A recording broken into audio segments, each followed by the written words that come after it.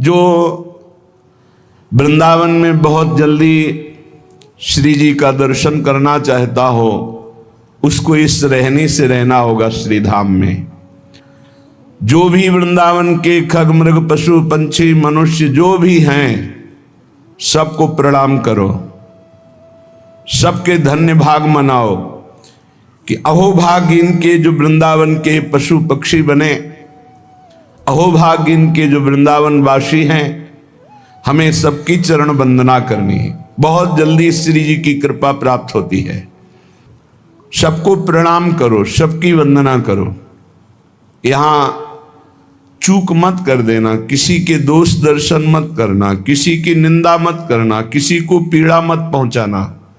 अपना काम बनाने आए हो धाम में तो सबका स्तवन करो। बड़े बड़े आचार्य महापुरुषों ने स्तवन किया है।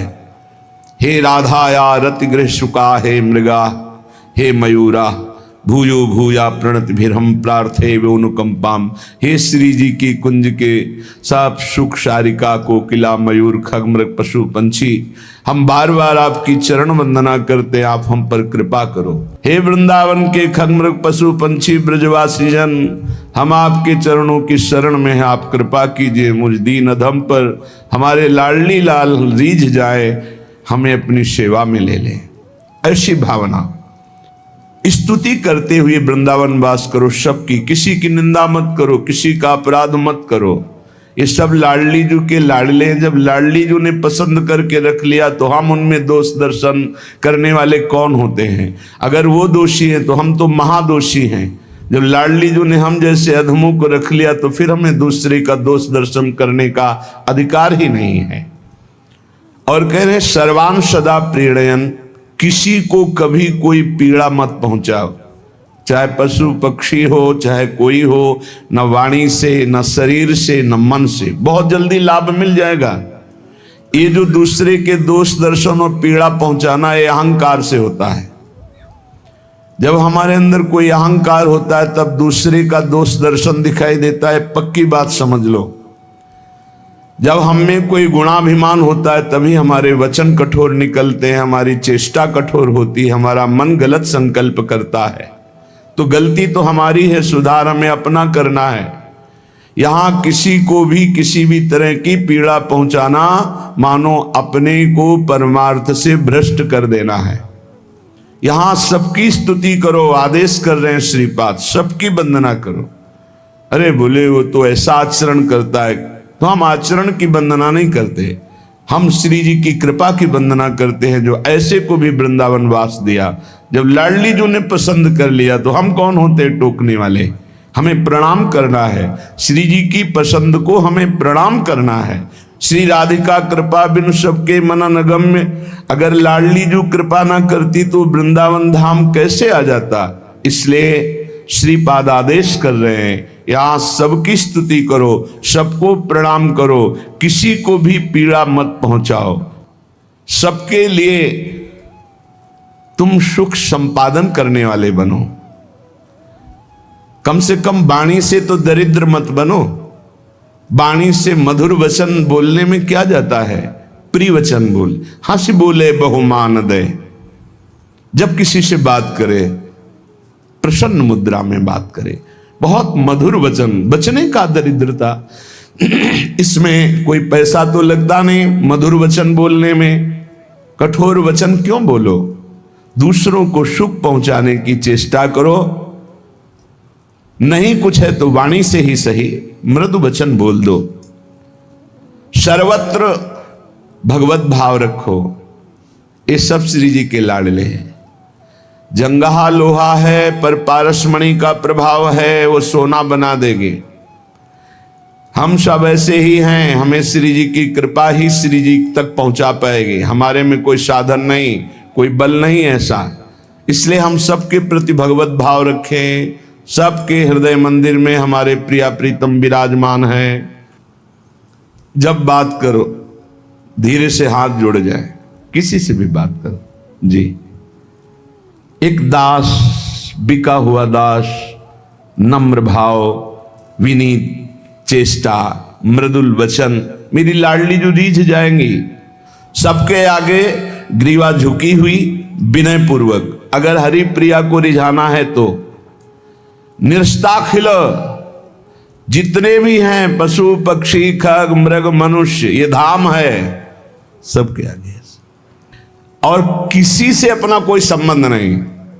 ये भी एक सावधानी। पर जब कोई सामने आए तो ऐसे ने देखा है महापुरुषों को जी, छोटे से छोटे शरीर अवस्था वाले या साधन मार्ग वाले भी बड़े पूज्य भाव से उनको ऐसे अपना काम बनाना है, पर संबंध किसी से नहीं बनाना। ये चतुराई है, ये विवेक पूर्ण व्यवहार है। सबसे मृदुल व्यवहार, सबके आगे नम्र, पर परिचय किसी से नहीं। आप हमारी कुटिया आए, हम आपकी कुटिया जाएं, आओ बैठो खाओ, नहीं। असंगो हम स्वयमाव साम्य हम इदम वृंदावनम पावनम, ऐसा व्यवहार रखना है। ध्यान रखो, अगर इतनी क्षमता ना हो तो मत मुस्कुराना, मत बोलना, मत उल्टा नाम जवाब में देना, मौन हो जाओ, निरपेक्ष हो जाओ, किसी का दोष दर्शन मत करो, किसी से बोलो मत, बच जाओगे। अगर ये कला आपको पता है, गुरु प्रताप से युक्ति है, हंसकर विनम्रता पूर्वक प्रणाम मुद्रा में बात की, चल दी, पर निरपेक्ष। पर इसमें फंसने के बहुत चांस हैं, साधक को फंसने के बहुत चांस हैं। मुस्कुराकर बात करना, नम्र व्यवहार करना, तो फिर कई तरह की फंसाव वृत्तियां हो सकती, इसलिए आगे चलकर यही स्थिति आ जाती है। पर प्रथम साधक को उदासीनता धारण करनी पड़ेगी। इसीलिए कहा जाता है शास्त्र अनुभवी पुरुषों के द्वारा सुना जाता है, क्योंकि शास्त्र कह रहा है उत्तर दिशा की तरफ चलो, लेकिन बीच में मोड़ आता है, तो दक्षिण से घूम के जा रहा है या पश्चिम से घूम के जा रहा है, वो जब तक चला नहीं तो सीधे उत्तर पहुंच ही नहीं पाएगा। ये पहुंची हुई बात है, बहुत उत्तम अवस्था की बात है। तो प्रारंभिक साधक को क्या करना है? किसी से नहीं मुस्कुराना, किसी से नहीं बात करना, किसी से भी प्रियता नहीं दिखानी, उदासीनता, सबसे होए उदास, ना कोई किसी से बात करना, ना व्यवहार करना, ना बुलाना, ना किसी के बुलाने पे जाना, बात पकड़ लेना हमारी, बस हा लाडली, हा प्रिया, हा प्रीतम, और किसी से कोई मतलब नहीं। पर व्यवहार में त्रुटि नहीं होनी चाहिए, कठोर वचन नहीं होना चाहिए, उदासीनता में चल जाएगा। आपसे कोई बोला श्री हरिवंश, समझ में आता है, अगर श्री हरिवंश बोला तो व्यवहार शुरू हो जाएगा, नहीं बोलना। अंदर से तो हम जप ही रहे श्री हरिवंश, कदम बढ़ाते चले, कैसा घमंडी, बोलता भी नहीं, बिल्कुल नहीं। यह महापुरुषों की बात बता रहे हैं। आगे जब स्थिति आ जाती है, वो कला प्राप्त होती है, गुरुजनों से वो कला प्राप्त हो जाती है। लाखों से मिलने पर भी असंग है, सबसे हंसना बोलना बात करना, लेकिन किसी का कोई रंग नहीं, वो अपने रंग में है। ये एक स्थिति होती है, वो गुरु प्रताप से प्राप्त होती। जब तक ऐसी स्थिति ना हो, आपका जिससे संभाषण हुआ उसका बाद में चिंतन हो, तो समझो आपकी स्थिति नहीं है। आपका संभाषण लाखों से हो, लेकिन चिंतन आपका प्रिया प्रीतम को, उनकी झांकी भी नहीं आनी चाहिए, तो आप प्रवीण उपासक हैं, आप निरपेक्षता परिपक्व उपासक हैं, आप आगे बढ़ रहे हैं। ये फंसाव भी है, इसीलिए बहुत संभल करके चलना चाहिए इस मार्ग में। ऐसे चलने वाले उपासक को श्री लाडली लाल की विशेष कृपा प्राप्त होती है। हमें द्रोह नहीं करना, विनयावनत अंदर से रहो। नए साधक के लिए किसी से कोई परिचय नहीं होना चाहिए। ये जो लिखा है, ये परिपक्व अवस्था का लिखा है। जिनकी परिपक्व अवस्था, हंस बोले बहुमान दे, सबसे हंसी और सबसे प्रसन्न मुद्रा, कोई फर्क उनको नहीं पड़ रहा, अपने को पड़ जाएगा फर्क। सतमार्ग का उपासक बिल्कुल दृढ़ रहे। अगर अपनी क्षमता नहीं है तो किसी के उत्तर में श्री हरिवंश भी न दे। हमारी बात मान लेना, हमें महापुरुषों की अनुभूत बातें कह रहे हैं, इसमें कोई अपराध नहीं लगेगा। कोई बोला श्री हरिवंश, देखना भी नहीं अंदर से हमारा तो चल ही रहा है श्री हरिवंश, चरण वंदना, आगे निकल गए, कोई परिचय नहीं। बहुत यही कहेगा, बहुत ये अभिमानी है, बात नहीं करता है, बड़ा अपने को बड़ा भजनानंदी समझता है, बढ़िया है, ऐसा चलेगा।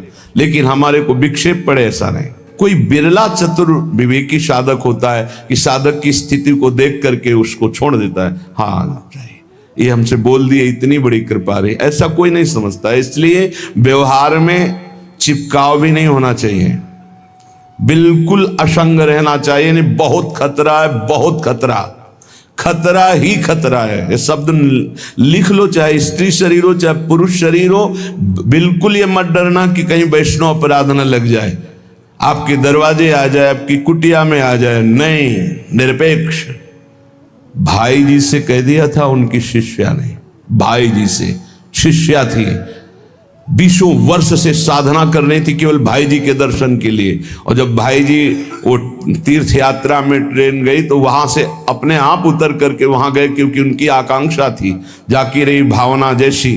तो भावना की पूर्ति करने के लिए स्वयं भगवान श्री कृष्ण में वो गए, दरवाजा खटखटाया। वो देवी अखंड ब्रह्मचारिणी 20 वर्ष से केवल छवि पा गई थी भाई जी की, तो भाई जी की छवि विराजमान करके आराधना में तत्पर थी। आकांक्षा थी, जिनको मैंने गुरु माना, एक बार क्या मैं साकार दर्शन कर सकती हूँ।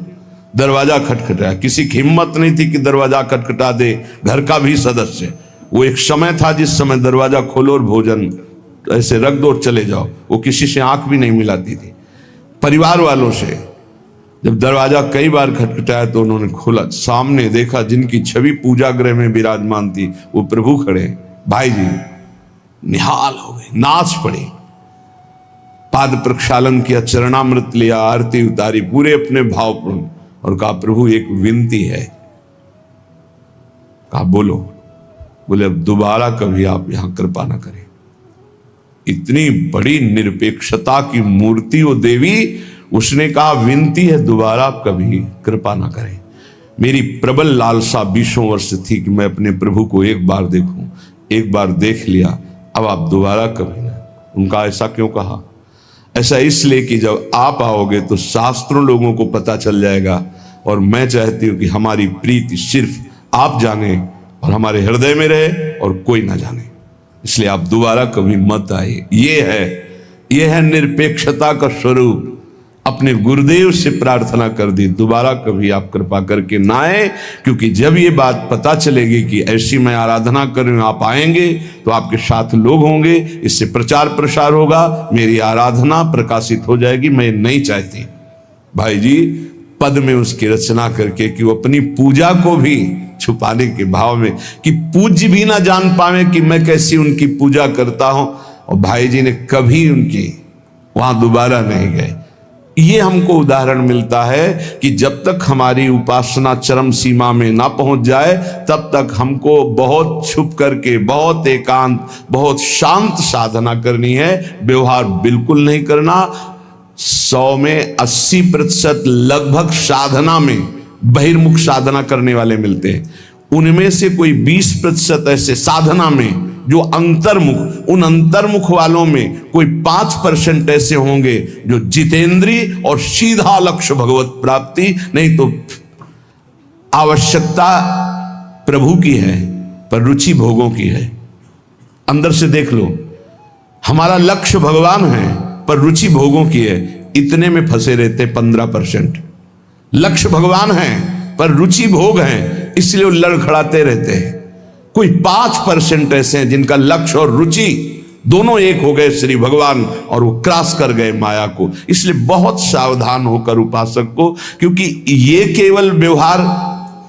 तो एक कोई उपासक ने प्रश्न किया था, स्त्री शरीर उपासक ने, कि हमारे यहाँ कोई वैष्णव आना चाहते हैं और जब वो आते हैं तो हमें विक्षेप होता है, अगर मैं मना करती हूँ तो वैष्णव अपराध का डर लगता है, आपका क्या है? बिल्कुल डरने की जरूरत नहीं। सीधे कि आप कृपा कीजिए, आपके चरणों की कोटिशा वंदना, आप कभी हमारी कुटिया मत आइएगा, कभी। सीधे, कोई इसमें वैष्णव अपराध की, हमारी साधना का विषय है, हमारे नियमावली का विषय, हमारे गुरुदेव की आज्ञा है, इसलिए आप कभी कृपा करके मत पधारें। बिल्कुल इसमें कोई अपराध नहीं, कोई अपराध की संभावना ही नहीं, क्योंकि अपने साधन की सुरक्षा और कोई भी उत्तम साधक कभी ऐसा करेगा ही नहीं कि किसी एकांतिक साधक या साधिका की कुटिया में जाकर के बैठने का साहस करे। ऐसा उत्तम सा, उसके पास खुद समय नहीं, वो क्यों जाएगा? और जो जा रहे हैं तो सीधे मना कर दो। एक एक शब्द का प्रमाण है, क्योंकि ये माया बड़ी विचित्र है। ये कंचन कामिनी आदि के रूप में आकर के अंधी कर देती है, अंधी कर देती है। बहुत सावधान, बहुत सावधान। भाई रसिक जनों में क्या है, बैठकर संगोष्ठी ही तो करनी है। चलो भाई सुधानिधि के श्लोक आप सुनाओ, हम उसका अर्थ करते हैं, ये कर दो। किसी भी तरह से बुद्धि को ही अंधी बना देती है ये माया, इसलिए कभी भी कहीं भी किसी को भी समय ना दे। हमारी साधना, हमारी इंद्रियां, हमारा मन ये प्रभु की तरफ ही चलती रहे, इसके लिए अभी हम समर्थ नहीं हैं। इसलिए हमको कभी भी किसी का संग नहीं करना। सामूहिक संग, सत्संग सुनो, अपने मोबाइल से सत्संग सुनो, लेकिन आपको किसी को पर्सनल, ना किसी की कुटिया में जाना है, ना किसी को अपनी कुटिया में बुलाना है। असंग अगर जीवन रहा तो प्यारी जो की कृपा से उनमें आसक्ति हो जाएगी, उनमें ममता हो जाएगी, नहीं तो बहुत बहुत गड़बड़ी है। प्रिया प्रीतम के सिवा उनका भजन, इसके बाद न कोई सजन न कोई कजन। अब केवल प्रीतम का भजन, दूसरी कोई चाल नहीं। आप हमारे कौन हैं? हम पहचानना भूलना चाहते हैं, हम केवल पहचान रखना चाहते हैं श्यामा से हम, बस। आपने हमें पहचाना, हम तुम्हारे पहचानने के लिए साधना कर रहे हैं क्या? हम श्यामा श्याम के पहचानने के लिए, हाँ उन्हीं के अंश हो, ठीक है, जय श्री राधे, जाओ। बोले बहुत है ऐसे। हमने सच्चे संतों को देखा है, डंडा लेके दौड़ते जो प्रणाम करने चले, डंडा ले। राजेंद्र दास जी महाराज दर्शन करने गए, उठाया डंडा, दौड़े। तो साधुओं की सेवा किए हुए हैं, संतों का संग किए हुए, स्वयं संत हैं, सर झुकाए हुए गए, वो डंडा ताने खड़े रहे। इशारा किया चलो अंदर कुटिया में, अपना टटवा लगा लिया। उनका डरे नहीं, तो ले आप ही से पले हैं, डरना क्या है महाराज, आप ही संतों से तो पले हैं, बहुत अच्छे महापुरुषों का कृपा प्रसाद प्राप्त है। बोले महाराज ये सब क्या लीला है? बोले जो बहिर्मुख हैं, जो साधन रहित हैं, उनको दिखाते हैं डंडा, वो भाग जाएंगे। जो साधु सेवी हैं, जो संगोष्ठी करने के लायक है, वो इस डंडे से नहीं डरेंगे। जैसे तुम बैठो, बहुत संभल के रहना। ये उपदेश का कार्य जो है बहुत खतरे का कार्य है, संभाल के खेलना। बस आप संतों की कृपा, उन्हीं के श्रीमुख से सुनी हुई बात कह रहे हैं, उन्होंने ही अपना अनुभव बताया। तो बहुत सावधान साधक कुछ ऐसी बाहरी कड़ुआहट रखता है जिससे संसारी आदमी उसी को देख के भाग जाए। बड़े विचित्र विचित्र संतों की साधनाओं की सुरक्षा की व्यवस्था होती। एक संत कानपुर में जंगल एरिया में रहते थे, तो उनकी बड़ी प्रसिद्धि हुई। तो साउंड बड़ा सा रखते थे, टेप रखते थे, फिल्मी गाना बजाते थे। तो आधे तो जो सुनने के लिए, दर्शन के लिए जाते थे, वो गाने सुन के लौट आते थे, बाबा बाबा एक फिल्मी गाना सुनता है, आधे लौट आते। आधे जाते तो वहां नजदीक बोर्ड लिखा था 500 रुपये देने पर ही आपको, और वो आग के किनारे से बैठे थे, आग रखा रहता। तो जो कि चलो देखते भाई क्या राग रंग है महात्मा का, तो चिमटा रखते थे, 500 चढ़ाया, उन्हीं के सामने उठाया, आग में जला दिया। सोचते पागल है, ऊपर बिना पैसा के अंदर नहीं आ सकते हो, पैसा दोगे वो पैसा आग में जाएगा, पर फिर लेते क्यों है बाबा जी पैसा? कोई बिरला एक आध श्रद्धा कर पाता नहीं, बिरला कोई नहीं। थोड़े दिन भीड़ चले, फिर अपने भजन को सुरक्षित रखने के लिए संतों के पास ऐसी बाउंड्रियां होती कि उनको क्रॉस करना मुश्किल। जैसे कबीरदास जी वैश्या के गले हाथ डाला, पूरी काशी में घूम गया, कोई आना बंद, सब कोई नहीं। ये तो बस बाहरी फुलरा है, इनके हटाने में देर थोड़ी लगेगी, 5 मिनट में सब बंद हो जाएगा, 5 मिनट में। बस केवल इनको, इनकी नजर से गिर जाओ, बस इनकी नजर से। उपासक माया कांचन कामिनी मैं महामोहांधता कारिणी श्रीपाद कह रहे, देखो ऊपर इतनी नम्रता की बात की और फिर दूसरा श्लोक जस्ट रख दिया सावधानी का। कामिनी कांचनमय महामोहांधकार। साधक को अपनी विवेक बुद्धि से अपने आप को और दूसरे को भी बचाते हुए आगे बढ़ना है। मायाम माने देह भाव से जितना आकर्षण है वो सब माया के द्वारा होता है। प्रधान आकर्षण विपरीत शरीर में होता है, स्त्री शरीर का पुरुष शरीर में, पुरुष शरीर का स्त्री शरीर में, या शरीर का। इस आकर्षण से बच जाए, या धन से विविध प्रकार के भोगों का, या प्रणाम नमस्कार यश कीर्ति का, यही तक ज्ञान सीमित है। मान लो प्रार्थना, इसको लांघ करके तत्वबोध होना बहुत कठिन बात है। सारा ज्ञान यही उपाधियों तक रह जाता है। आनंद लेने के लिए इनको क्रॉस करना पड़ेगा। इन खाइयों को जो पार कर जाता है वही परमानंद समुद्र में डूबता है, जाकर के अवगाहन करता है। जितना धर्म अर्थ काम मोक्ष, ये 4 पुरुषार्थ हैं, इनमें जो धर्म का सेवन करता है वही मोक्ष की प्राप्ति करता है। अर्थ और काम धर्म और मोक्ष के बीच में है। यदि धर्म पूर्वक कमाया हुआ धन है तो उससे कामना की जो पूर्ति होगी वो मोक्षाभिलाषा प्रकट कर देगी। और अगर धर्म नहीं केवल अर्थ और काम है तो पिशाच भाव को प्राप्त होकर नरक की प्राप्ति होगी। ये जो माया मैं मोर तय तोर देहाभिमान, और इस देहाभिमान से मैं पुरुष स्त्री शरीर का आकर्षण, मैं स्त्री पुरुष शरीर का आकर्षण, खूब धन हो, मनमानी भोग भोगें, प्रणाम नमस्कार वाहवाही, बोले यही सब का नाश कर देती, परमार्थ की हर वृत्ति का नाश कर देती। बहुत सावधान, सारा का सारा प्रयास है अपने नाश का। बड़ी विचित्र बात है माया की ऐसी उल्टी मति कि हम बचने के पक्ष में और फंसने का पक्ष रख रहे हैं। हम फंसने की चाह रख रहे हैं। जहां हमें फिसलना है, नष्ट होना है, हम उसी की चाह कर रहे हैं। वही साज सजा रहे कि हमारा नाश हो जाए। बुद्धिमान पुरुष की भी वंचना करके विद्वान पुरुष को भी भ्रष्ट करने की सामर्थ्य, सारे गुणों को दूर करके अमंगल रूप कर देना, यह माया का कार्य है।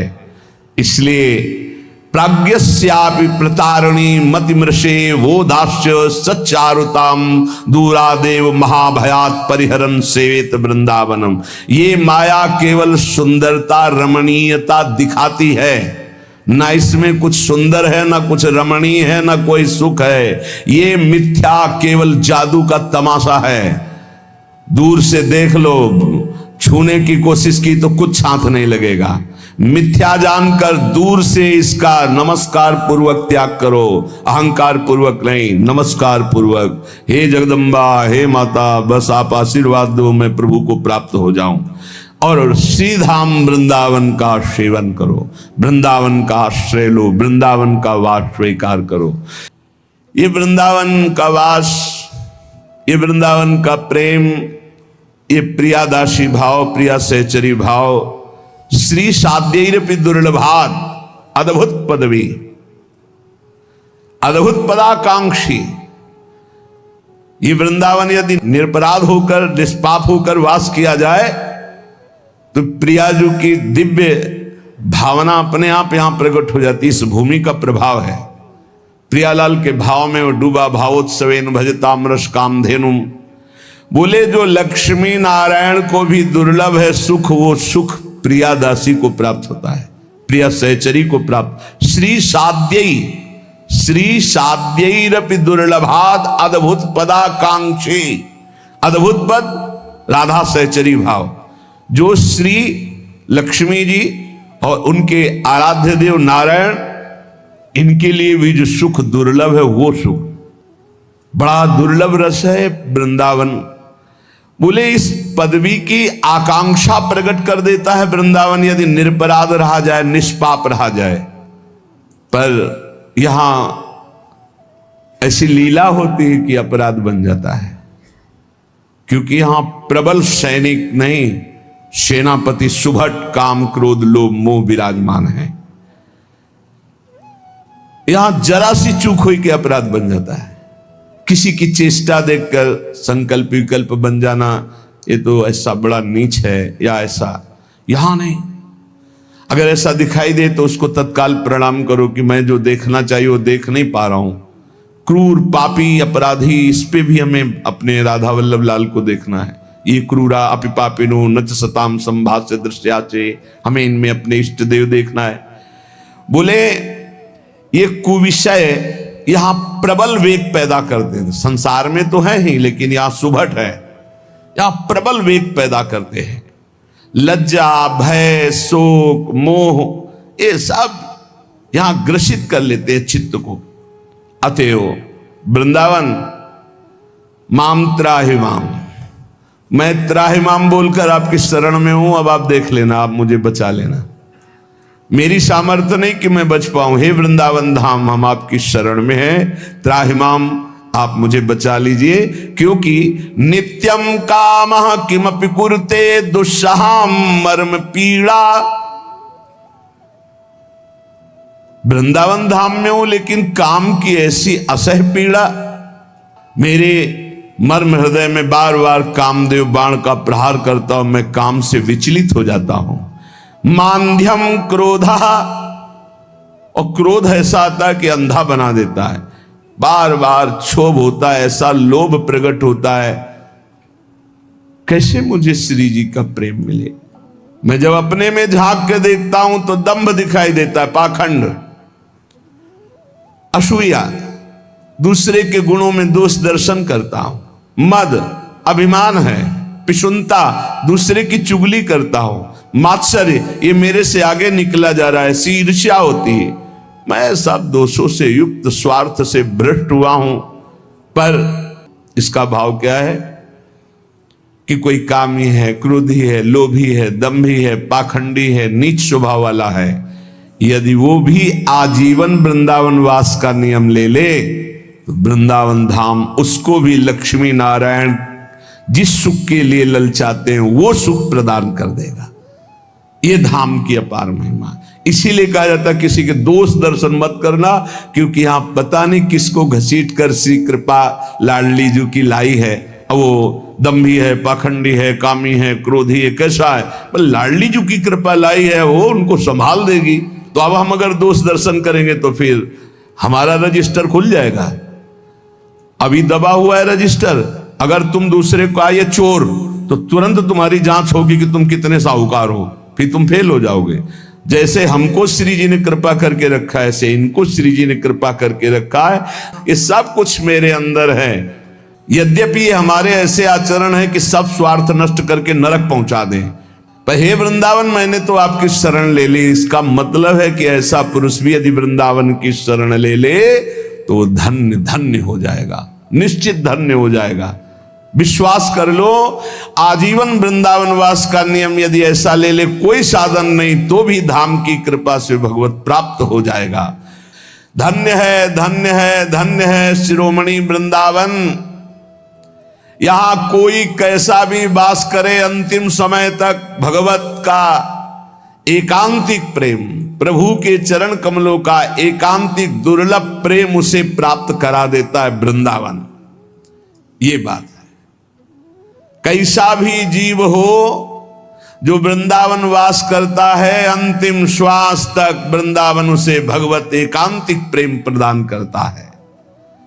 और वो प्रेम आद्य आस्वाद्य रसात्मक अखिल भाव से पूर्ण श्री श्यामा श्याम का महामाधुर्य रस प्रदान करता है। क्योंकि ये नित्य विहार मंदिर मिदम श्री राधिका कृष्णयो, ये प्रिया प्रीतम की नित्य विहार स्थली महल है वृंदावन।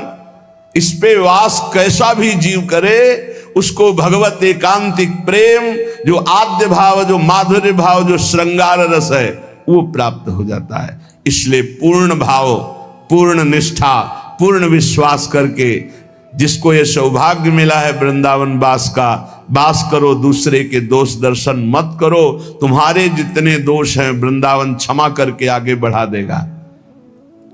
ये विश्वास कर लीजिए। आपकी गति में संशय पड़ेगा तो केवल परदोष दर्शन, निंदा, वैष्णव अपराध से पड़ सकता है, अन्यथा आपके आचरण आपका पतन नहीं कर सकते। बहुत एक जन्म और होगा यही धाम में, और फिर आप परम पद को प्राप्त हो जाएंगे। बहुत बढ़िया दाव लग गया है। धाम आश्रित धामवासी प्रिया प्रीतम के उपासी, निर्भय निश्चिंत रहो। जिन दोषों को आप जितना हटा सकते हो, श्री जी के नाम बल से उनको दूर करो। निश्चिंत होकर वृंदावन का भरोसा कर लो। संत वाणी, महापुरुषों के वचन हमें भगवत मार्ग में सावधान करते हैं। पूज्य संत रैदास जी, श्री रैदास जी कह रहे, हरि रूपी हीरा को छान करके यदि उनका नाम जप नहीं किया, भजन नहीं किया और भोगों में लगे रहे तो भैया तुम्हें नरक जाना पड़ेगा पक्का। जैसे कोई कहता क्यों नरक जाएंगे, अरे भजन नहीं करते पाप नहीं करते। तो तुम जानते हो भजन ना करने का आपको दंड मिलेगा, क्योंकि भगवान ने अपनी तरफ से तुम्हें मानव देह देकर सारी सुविधाएं दी भजन करने के लिए। ये राजकीय कार्य से आप आए हो, सरकारी कार्य से आए हो। श्री रैदास जी कह रहे, मैं सत्य कहता हूं जो इस मनुष्य जीवन में भगवान का भजन नहीं करते और भोगों में फंसे हुए हैं, उनकी नारकी गति होगी। अब अपना अनुभव कह रहे हैं, क्यों वाणी में मैं कहना चाहता हूं पर आता नहीं का कहने में, क्योंकि जब वो मिल जाता है तब आपा खो जाता है। आपा खो गया तो उसको कहूं कैसे। सब में हरि, हरि में सब। युमाम पश्यति सर्वत्र सर्वम च मयि पश्यति। अब आगे कह रहे, साक्षी ही नहीं बचा। जब हरि मिले तो साक्षी ही नहीं बचा, जिसको मिले वो स्वयं हरि हो गया। यही अनुभव है सब महापुरुषों को। कबीरदास जी ने पीछे वर्णन, जब मैं था तब हरि नहीं, अब हरि हैं मैं नाही। ये जो बाजी देख रहे हो ये झूठी है, इसमें सच्चा बाजीगर स्वयं खेल रहा है। वही स्त्री बना, वही पुरुष बना, वही जड़ बना, वही चैतन्य बना। कैसे जाने हम ये बात। मन थिर होई तो कोई न सूझे, जाने जाननहारा। जे भी मन एकाग्र होगा, भगवदाकार होगा, तो फिर ये माया नहीं सूझेगी, वही दिखाई देगा, वही परमात्मा। मन थिर होई तो कोई न सूझे, जाने जाननहारा। कह रैदास विमल विवेक सुख सहज स्वरूप सभारा। एक कठोता सामने रखा रहता था महाराज के सामने, उसी में अपना कार्य करते थे, धो रहे चमड़ा, और उसी से बड़ी बड़ी सिद्धियां प्रकट होती थी। जानते हो क्यों? क्योंकि हर कार्य करते हुए नाम चल रहा था, मधुर मधुर स्मृति भगवान की, और अपना कार्य कर रहे। बड़े बड़े योगियों को आश्चर्यचकित कर देने वाली सिद्धियां उसी कठौते के जल से होती थी, क्योंकि निरंतर मन भगवदाकार रहता। अगर भजन नहीं ना, एक पंडित जी ने कहा, अरे आप बड़े भगत बनते हो, कभी कभी तो गंगा नहाने चला करो। तो रैदास जी ने कहा, आपके पास तो समय है, आप रोज गंगा जी जाते हो, इतनी सेवाएं हैं कि जाने को मिलता नहीं। आप गंगा जी को ये 2 केला दे देना और प्रणाम कह देना कि रैदास जी ने आपके लिए 2 केला भेजे। पंडित जी को बड़ा आश्चर्य हुआ कि हमारे कहने पर भी गंगा जी के दर्शन और अवगाहन करने चलते नहीं, वो कैसे भगत है। चलो केला लिया और जाके स्नान करने के बाद कहा, गंगा जी। रैदास जी, तो गंगा जी का हाथ प्रकट हो गया और हाथ में केला लिए। बड़ा आश्चर्य हुआ उनको। फिर गंगा जी ने एक चूड़ा उनको दिया, स्वर्ण का चूड़ा। बड़ी महिमा, पूरा चरित्र वर्णन है। अब उन्होंने सोचा इतना कीमती हम रैदास जी को कि देखा तो है नहीं, क्यों जाके दे। वो जिस गली से जाते तो रैदास जी के ही दरवाजे पे खड़े हुए, जिस गली से जहां जहां घूम के जाते वहीं खड़े हो जाते, उन्हीं के दरवाजे पे खड़े हो जाते। जाके कहा, महाराज आपने केला समर्पित? हाँ समर्पित किया। कठोते भाग, हाँ समर्पित हो गए। बोले आपको गंगा जी ने मन चंगा तो कठौती में गंगा, सारा का सारा खेल उसी कठौती के जल से वो देख लेते थे। वहीं गंगा, वहीं जमुना, वहीं सारे तीर्थ, सारी सिद्धियां, जानते हो हर समय नाम जब, पूरी कथा है उसमें, बड़ी वर्णन है कथा। एक बार गोरखनाथ जी आए तो उनको ऐसे कठौते का वही जल खप्पर में डाल दिया, चमड़े का था। कबीरदास जी के यहां गए पर फेंका नहीं। कबीरदास जी की जो संकल्प से पुत्री प्रकट हुई थी कमाली जी, उनसे कहा इसको ढिरका दो और धो के खप्पर ले आओ। वहां गए थे रैदास जी ने, इसमें रैदास जी पी गए धो के। एक बार जब उनका ब्याह हुआ तो अपनी सिद्धि दिखा रहे थे कि कोई खप्पर भर दे। बोले पूरे गांव में कोई योगी का खप्पर नहीं भर पाया, तो कमाली जी ने कहा हम चल रहे हैं अभी भर। एक मुट्ठी अन्न लिया ऐसे खप्पर पूरा। तो उनका ये कहां से? बोले उसी चमड़े के धोवन का चमत्कार है, तुम्हारी एक एक सिद्धि हम देख रहे हैं। फिर भागे भागे गए और रैदास जी से कहा दे दीजिए। बोले अब तो चमड़े का ही जल रहेगा, उस समय बात अलग थी। ऐसे एक राजा को दिया वहां, तो उसने ऐसे देखा क्या पिए, तो ऐसे कोट में ऐसे ढरका लिया और ऐसे पीने का किया। फिर जब कोट धोने वाले को दिया, उसने जब दांत से ऐसे दिव्य प्रकाश, दिव्य आनंद, वो विह्वलता विकलता। क्यों? उस कठौते के जल में क्या चमत्कार था? क्योंकि वो नाम जप करते हुए करते थे अपनी सेवा। नाम जप, राम बिन संशय गांठी न छूटे। एक काशी से जल स्तंभन क्रिया पढ़ करके विद्वान, बड़ी विद्वता, अपने गांव आए। उनके पिताजी बड़े नाम जापक थे, बड़ी मेहनत करके उनको काशी में पढ़ाया था। वो आए ना, अपने पिता को प्रणाम किया, क्योंकि समझा किसान आदमी क्या प्रणाम, वो वेदों का तो बेटा तो बेटे ही होता है। उन्होंने देखा उनका, पढ़े है बेटा? हाँ। बोले अच्छा, अभी तो अधूरा ज्ञान है तुम्हारा, अभी तुमने। बोले चारों वेद कहीं से, अब आप क्या जानो वेद? बोले हम तो जा रहे हैं, हमारे तो अन्न की मड़नी है, बैलों से माड़ी जाती थी, शाम के तुमसे बात करेंगे। माता रसोई बना रही है, लेके आ जाना। नदी के पार वो बैलों के पैर से पहले अन्न माड़ा जाता था, जैसे गेहूं है, चना है, ऐसे।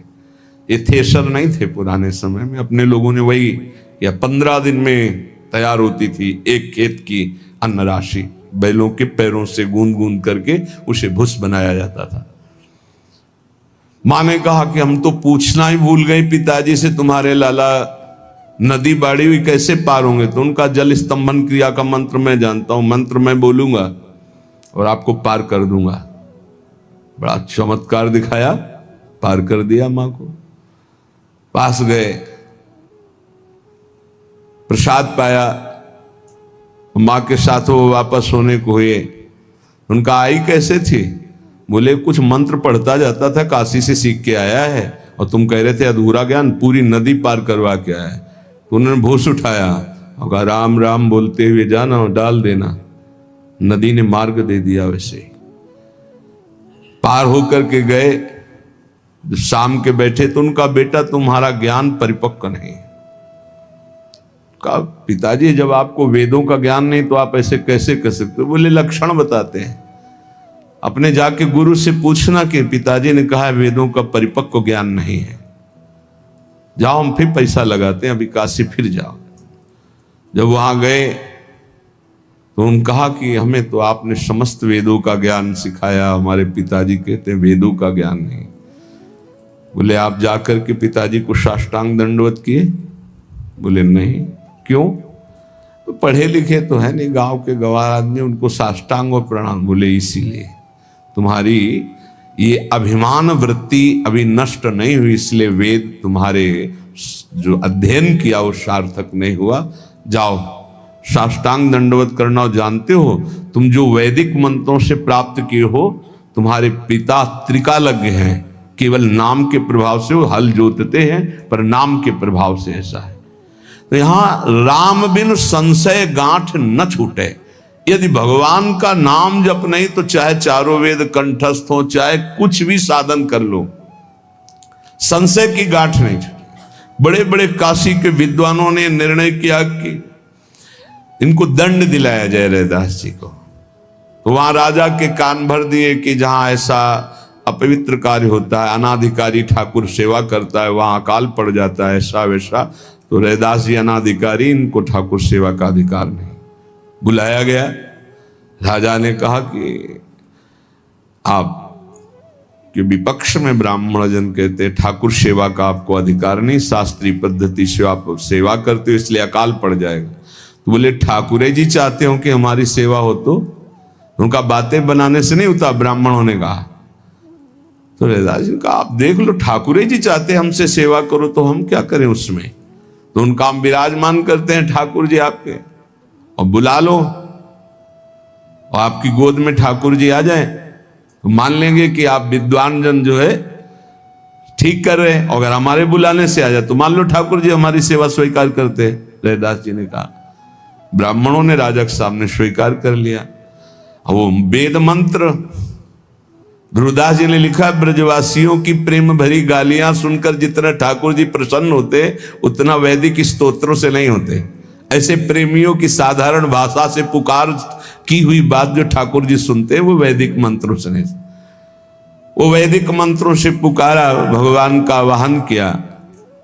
लेकिन जब रैदास जी ने अश्रु प्रवाह करते हुए ठाकुर जी को पुकारा तो ठाकुर जी सिंहासन से ही ताकर छाती से लग गए।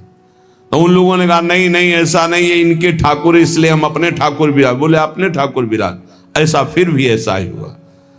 जब तक नाम जप नहीं है, जब तक भाव नहीं है, तब तक कोई सिद्धांत ठाकुर को अधीन नहीं कर सकता, चाहे जितनी बड़ी साधना हो। राम बिन संशय गांठी न छूटे। क्यों? क्योंकि काम क्रोध लोभ मद माया इन पंचन मिली लूटे। सारी पवित्रता, सारी साधना ये कामाशक्ति, क्रोधाशक्ति, लोभाशक्ति, ये मद, ये मोह, ये लूटते रहते हैं। साधक को पता नहीं चलता, वो खाली बना रहता है। अगर ये अहंकार है कि हम बड़े कवि हैं, बड़े कुलीन हैं, बड़े पंडित हैं, बड़े जोगी हैं, बड़े सन्यासी हैं, बड़े ज्ञानी हैं, बड़े गुणी हैं, बड़े सूर हैं, बड़े दाता हैं, बोले बुद्धि नष्ट हो गई, परमात्मा प्राप्ति नहीं होगी, क्योंकि अहम है। चाहे जितना पढ़ ले हो, चाहे जितने गुणी हो जाओ, यदि अहंकार हो तो सब किया कराया मिट्टी। और भाव जागृत हो गया तो बात बनेगी। बोले लोहा हिरण हो ही दो कैसे? हिरण्यम कहते हैं स्वर्ण को। लोहा कभी सोना नहीं हो सकता जो पारस नहीं परसे। यदि पारस स्पर्श न करे तो लोहा सोना नहीं हो सकता। ऐसे ही भगवत कृपा से यदि भाव प्रकट न हो तो सब पढ़ा लिखा वेद ज्ञान ये सब व्यर्थ हो जाता है। बैठा लो भाई, बड़े बड़े सिद्ध पुरुषों की बात है, जिसने अपना साधन साध जीवन प्राण धन नाम बना लिया वो सब जीत गया। सब योगियों का महायोगी वही है जो निरंतर भगवान के भजन में लगा है। ए चेत जा, चेत जा। अचेत क्यों हो रहा है? बालवत जीवन व्यतीत कर। सिद्ध पुरुष कैसा होता है? बालवत, बालकवत। बालकवत क्यों नहीं हो रहा है? ये जाति का अभिमान से कोई परम पद नहीं पहुंचा। ये जाति शरीर धर्म को लेकर के वर्ण व्यवस्था बनाई गई है। अंदर से हम सब एक ही बाप के बेटे हैं, ये बाहरी है। ये शरीर को लेकर है चतुर्वर्ण और चतुराश्रम। स्वरूप में कोई अंतर नहीं है, पाई भर अंतर नहीं। ना कोई छोटा, ना कोई बड़ा, ना कोई मंझोला। पक्का समझ लो, ये केवल एक व्यवस्था है।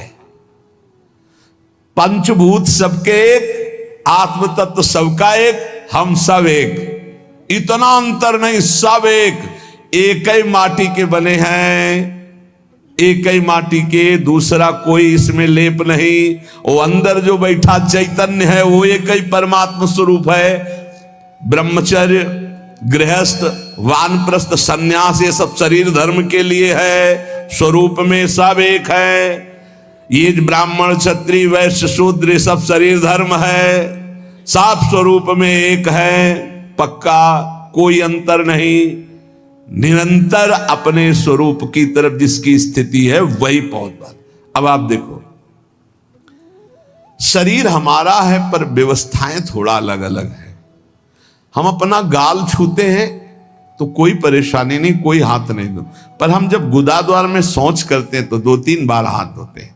हमारा ही शरीर है पर अलग अलग अंगों की अलग अलग सेवा की अलग अलग पद्धतियां हैं। ऐसा नहीं उसे मूर्ख कहा जाएगा, जो गुदाद्वार में हाथ लगा के मुंह में लगा दे उसे मूर्ख कहा जाएगा। उसे पहले प्रक्षालन करो, प्रक्षालन करने की पद्धति, ऐसे शास्त्र की नियमावलियां बनी हुई। स्वरूप में कोई अंतर नहीं, शरीर हमारा ही जैसे एक है पर व्यवहार क्षेत्र में अलग अलग हो जाता है। तत्व में एक ही है। इसलिए कह रहे 6 कर्म, अध्ययन करना, अध्ययन कराना, यज्ञ करना, यज्ञ कराना, दान लेना, दान देना, ये 6 कर्म ब्राह्मण के हैं। बोले यदि सटकर्म युक्त है और हरि भक्ति नहीं है तो फिर उसका कल्याण नहीं होने वाला, परम पद नहीं पहुंचने वाला। हरि की कथा सुहाय नहीं, सुपच तूले ताहिरे। कह रहे हैं यदि भगवान की भक्ति नहीं, सटकर्म युक्त उत्तम कुल में जन्मा हुआ है, भगवान की कथा नहीं सुहाती, भगवान का नाम जप नहीं करता, तो उससे श्रेष्ठ वो स्वपच है जिसकी जिह्वा पे भगवान का नाम है, जो भगवान की कथा सुनता है, जिसका इस संसार में ना कोई मित्र है, ना शत्रु है, ना ऊंचा है, ना बड़ा है, हर समय नाम जप करता रहता है। 3 लोक में उसकी बराबरी करने वाला कोई नहीं है। इसलिए सबसे श्रेष्ठ जो भगवान की भक्ति में तन्मय है, भगवान के नाम जप में तन्मय है, और ऐसी भक्ति करे कि भगवान की तरफ भी ये ना देखे कि हम पे कृपा कर रहे हैं कि नहीं। मत करो कृपा और हमें दुख दो, तुम छोड़ दो हमें, हम तुम्हें छोड़ने वाले नहीं। ये है रैदास जी की भक्ति। और अगर सबसे संबंध रखे हो, एक एक शब्द संतों के, भूसी पछोरने से कुछ हाथ लगेगा? सब उड़ जाएगी, कुछ हाथ नहीं। सांसारिक भोग भोग रहे हो, संसार की मान प्रतिष्ठा ले रहे हो, संसार का संबंध कर रहे हो, तो ये थोथा है, कुछ नहीं मिलने वाला। पछोरते रहो, भूसी उड़ती रहेगी, कुछ नहीं आपको लगेगा ढेर है, एक दाना नहीं मिलेगा। थोथी काया जिससे प्रेम कियो, थोथी माया जो रुपया पैसा मैं मोरता है तोड़, थोथा पंडित बड़ा अभिमान में विद्वान हूं, थोथी बानी मुझे सब शास्त्रों का ज्ञान है। अगर भगवान का नाम जप नहीं, भक्ति नहीं, तो सब बेकार तुम्हारा। और ये थोथा मंदिर, ये थोथी भोग विलासा, बड़े सिद्ध महापुरुष बोल रहे। किसी ने पूछा था एकांतिक में कि श्री भगवान की आराधना करते हैं, मंदिर की पूजा करते हो, बाद में हम देखते हैं उनके आचरणों बाहर निकल कर ऐसा ऐसा करते, होगा उनके किसी क्षेत्र का विषय, तो ऐसा क्यों होता है? ऐसा क्यों होता है? क्या भगवान में उनकी पूर्णता नहीं हो पाती? क्योंकि उन्होंने भगवान को साधन बनाया और भोग को साध्य, इसलिए साधन से रुपया पैदा हुआ और रुपया से भोग, इसलिए उनकी स्थिति नहीं। अगर विषय को साधन बनाया जाए, भगवान को साध्य, तो स्थिति बदल जाएगी। और भगवान को साधन बनाया अर्थ का, भोगों का, तो फिर आराध्य देव आपके अर्थ और भोग हुआ, भोगते रहो। तो थोथा मंदिर, सच्चा सुमिरन नाम का, रात दिन विश्वास करके नाम में डूब जाओ, श्री रैदास जी महाराज कहते हैं। बहुत उच्च कोटि की अवस्था के महापुरुष हुए श्री रैदास जी। क्यों अन्य का ध्यान कर रहे हो? हरि के बिना कोई तुम्हें इस संसार समुद्र से पार नहीं कर सकता। मेरा हरि का नाम अनुपम है और उनका धाम अनुपम है, और हमने अपूज्य होकर जब उनके नाम धाम का सहारा लिया तो पूरे विश्व का पूज्य हो गया। रैदास जी कह रहे, बोले 18 पुराण कंठस्थ हो, व्याकरण आती हो और त्रिकालदर्शी हो और सट जीता रे काम क्रोध लोभ मोह मद मत्सर को जीता हो, पर नाम जप नहीं। बड़े सिद्ध महापुरुष है, किसी की नहीं रखते। और कह रहे कुत्ता का शत्रु चांडाल, 18 पुराण व्याकरण और सब सट विकार जित और नाना प्रकार की सिद्धियां हैं, लेकिन भगवत प्रेम नहीं, निरंतर नाम जप नहीं, बेकार हो। वो तो बहुत ऊंची बात है। नाम जप के प्रभाव से सब माया का प्रपंच हटाकर जम की फांसी काटकर भगवत धाम के अधिकारी बन गए, जगत पूज्य हो गए। प्रभु जी हम तो आपकी शरण में आ गए, इसीलिए सर्व पूज्य हो गए। जैसे गली गली का गंदा जल बहकर जब गंगा जी की धारा में मिला तो गंगोदक बन गया, आचमन और स्नान की योग्य बन गया। ऐसे संसार की न जाने कितनी नालियों से जन्मा, न जाने कितनी नाली मलमूत्र के द्वारों में पला पोसा बड़ा हुआ। आज मैं प्रभु की शरण में हो गया तो जैसे गलियों का बहता हुआ जल गंगा जी बन गया, ऐसे आपकी शरण में आने से हरि मैं सर्व पूज्य हो गया। हे नाथ, हम तो चाहे महंगा हो चाहे सस्ता हो, गर्दन काटने के लिए तैयार हैं। सौदा तो यही होगा कि गोपाल से प्रीति करेंगे। रैदास जी कह रहे हैं मैंने गोपाल से प्रीति की अपने प्राण तन समर्पित करके। प्रीति का स्वरूप क्या है आपके?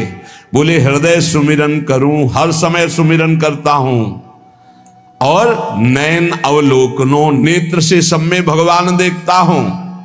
श्रवणो हरि कथा पूरी राखो, अपने कानों से को खूब भगवत चर्चा सुनाता हूं।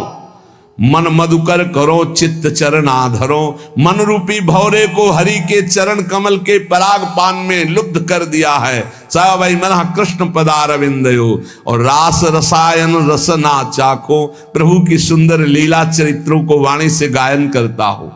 पर ये सब मुझे जहां से मिला है वो तुम्हें परिचय बताता हूं। अगर साधु संगत नहीं मिली तो भक्ति उपजेगी नहीं, नाम में प्रीति नहीं होगी। इसलिए रैदास रात न सोइए। बड़ा आनंद आता है चोरी चोरी नाम जप करने का। सब सो रहे हैं, आप जप कर बैठ के नाम जप कर रहे। कितने स्वाद लेते हैं रात में नाम जप का, अंदर अंदर देख लेना आप। जब सब सो रहे हैं तो उठ के बैठ गए मंत्र में। पर ये वही जो प्रवीण साधक है, नहीं तो फिर सो जाओगे। फिर कितने घंटे निकल गए आपको सोते हुए पता नहीं चलेगा, यहां तक लार बह जाएगी। बस ऐसे ही बैठे रहो। जब चैतन्य एकदम चेतना, फिर देखो आनंद आता है। घटकते रहो, जैसे बहुत प्यासा हो, बढ़िया ठंडा जल मिल रहा हो, और शीतल है, थोड़ा मृदु भी है, थोड़ा केवड़ा भी पड़ा है।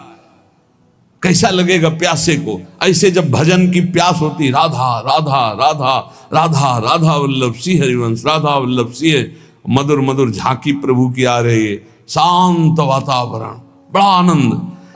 भजन करने के लिए जवान को संभालो, जवान को। जिसका भोजन सरस उसका भजन नीरस, और जिसका भोजन नीरस उसका भजन सरस। देख लो, रात में नींद कम लो, दिन में स्वादिष्ट भोजन मत करो, भजन का स्वाद आने लगेगा। किसी से भी किसी तरह की वाद विवाद की चर्चा मत करो, रात दिन खूब नाम जप करो। कम समय है, जाना है। भगवान श्री कृष्णचंद्र जी अर्जुन जी को करुणा करके उपदेश दे रहे हैं कि ज्ञान के समान कोई पवित्र करने वाला तीर्थ नहीं है, ना कोई साधन है। और योग का जब अनुभव हो जाता है तब वो सिद्ध पुरुष कहा जाता है। ज्ञान हो जाए और ज्ञान योग ना हो वह अधूरा। कर्म हो रहा है सबसे, लेकिन कर्म योग नहीं हो रहा तो जन्म मरण नहीं रुकेगा।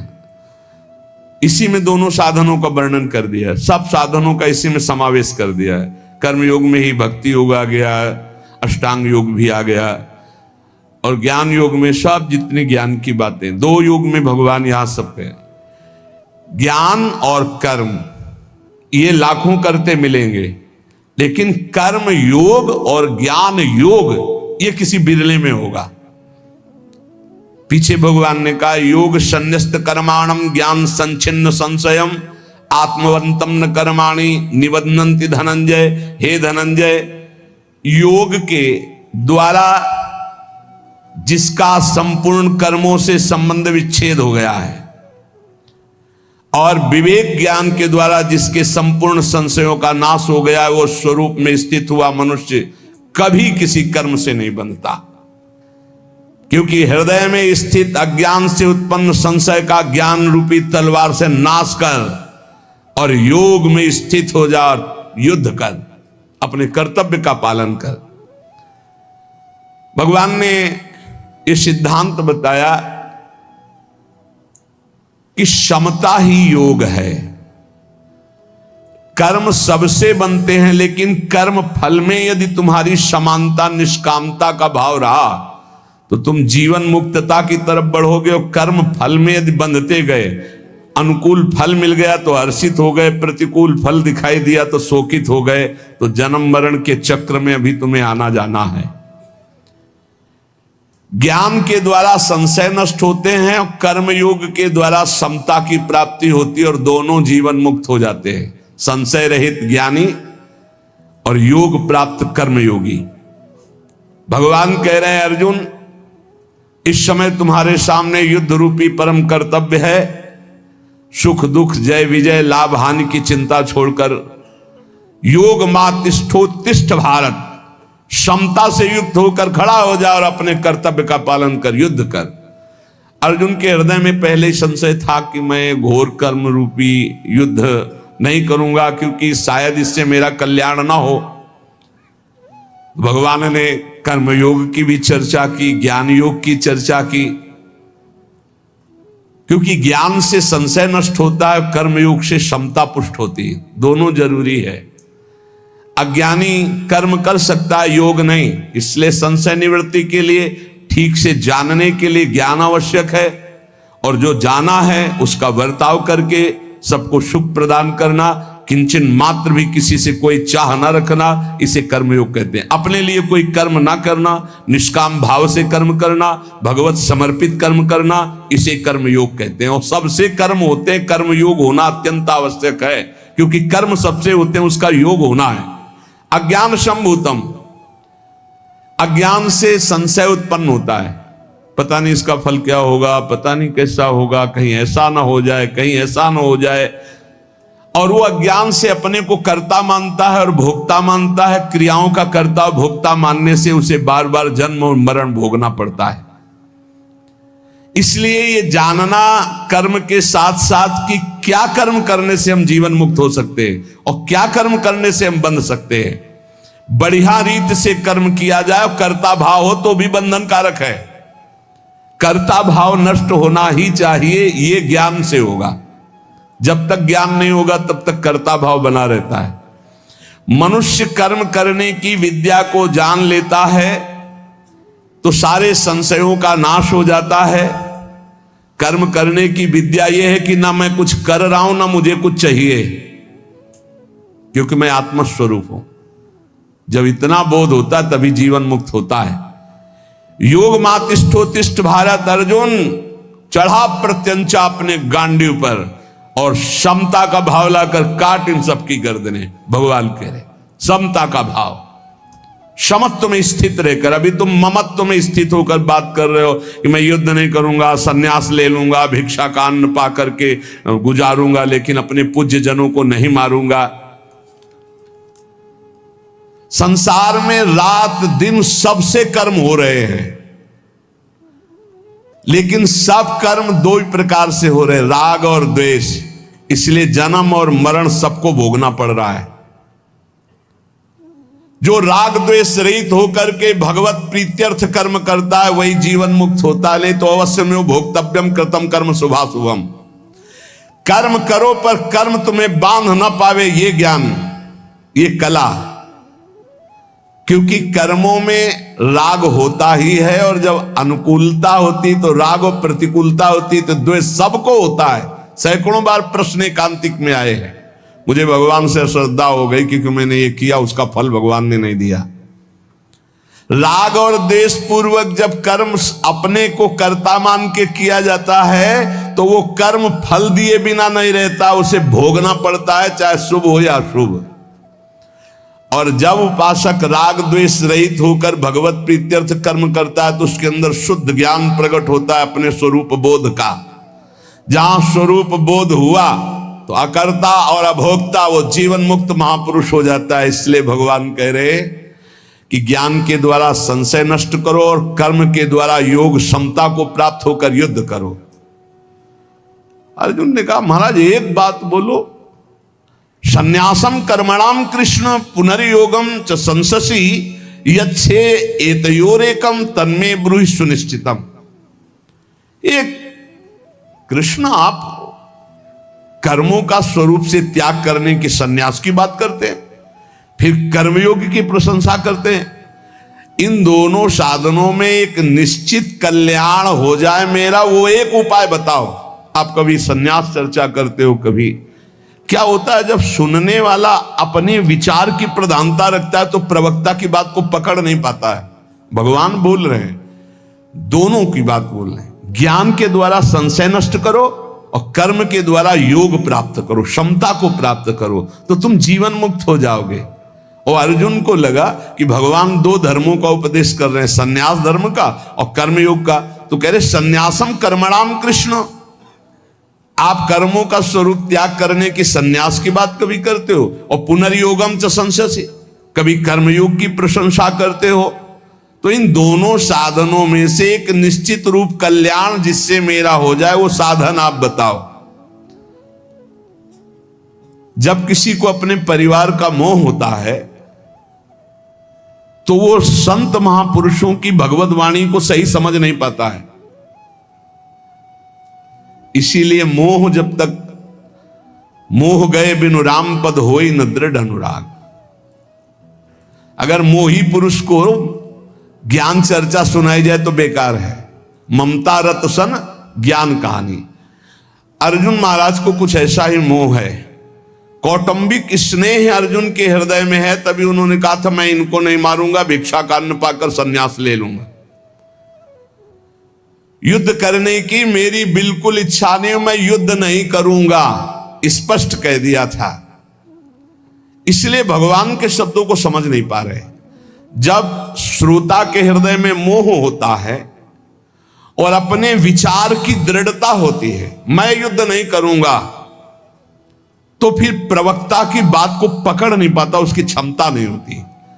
स्वजनों को देखकर अर्जुन के हृदय में जो मोह पैदा हुआ, उनके अनुसार युद्ध नहीं करूंगा स्पष्ट ये बात कही, तो बार बार भगवान के शब्दों को समझ नहीं पा रहे हैं और प्रश्न खड़ा कर देते हैं। नहीं तो एक बार के ही उत्तर में शांति हो जाती है। कहने कि कभी तो आप तत्व ज्ञान की प्रशंसा करते हो, कभी आप योग की प्रशंसा करते हो, एक मार्ग मेरे को बताओ। यच्छे एतयोरेकम तन्मे ब्रूहि सुनिश्चितम। इनमें से जो एक मार्ग हो, खास बात है कि अर्जुन जी निर्णय तो कर रहे हैं कि मैं युद्ध नहीं करूंगा, पर वो बार बार पूछ रहे कि मेरा श्रेय परम कल्याण किसमें है। बस साधक की कुछ ऐसी ही दशा होती है, कल्याण भी चाहता और निर्णय भी स्वयं कर लेता। मैं ये नहीं करूंगा, मैं ये करूंगा पर मेरा कल्याण हो जाए। तो भगवान बड़े कृपालु गुरुदेव हैं, इसीलिए बार बार उत्तर दे रहे हैं। 18 अध्याय तक समझाया है। नहीं और कोई गुरुदेव हो तो झिझक कर कह दे कि जब पहले ही तुम कह रहे हो ये नहीं करूंगा, तो जाओ तुम अपनी मनमानी करो। लेकिन बड़े करुणा में जगत गुरु हैं, वो बार बार अर्जुन जी को उपदेश देते हैं। कल्याण की प्राप्ति की